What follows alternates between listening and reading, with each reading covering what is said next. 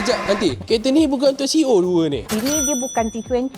Ai. Dia atas sikit. Atas sikit berapa atas T20 tu? T19. Ai, pandai melawak lah nanti ni. Jadi kereta ni untuk siapa? Kereta ni untuk CEO boleh, CEO yang ada family boleh. Sebab dia boleh 7 seater. Dia macam SUV MPV juga ni. Betul. Kalau baru start kerja apa semua, cuba kemas sikit. Janganlah si T20, T90, kayangan. Oh, biasa. Apa dia boleh beli kat sini? Ada, mai nanti tunjuk. Ni, nanti ada ni Suzuki Swift. Dah lah sporty. Ni colour pun menarik. Ini untuk yang dah ada payslip 3 bulan tu boleh lah. Kalau yang baru nak jadi bos, jadi CEO, kereta apa pula? Ada. Mai sini. Ni yang baru nak jadi bos, bukan nak jadi bos nanti tau. Ya, mari sini nanti Oh, ada tunjuk. ya. Semua jenis golongan nanti ada untuk kereta ni. Nanti ada CLA 180, CLA 250, nanti ada A sedan, hatchback. Oh, semua nanti ada Coupe bukan coupe nanti.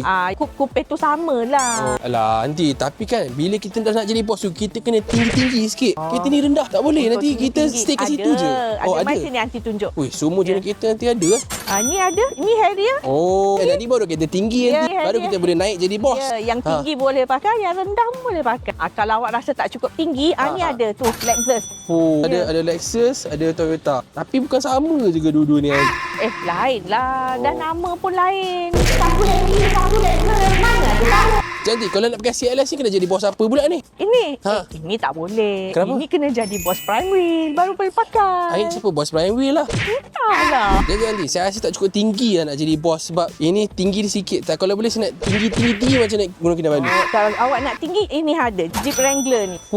Ini memang tinggi mana awak nak pergi pun boleh. Tapi kalau nak rendah sikit, ambil ni Jeep ni. Oh, ni boleh main naik tinggi-tinggi lah. Ya. Nasib baiklah tak boleh naik tinggi KLCC tu.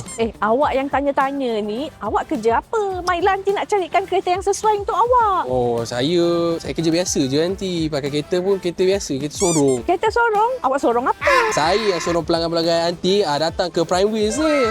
Kalau macam tu, sorong diri awak tu dekat Prime Wheel Subang Jaya.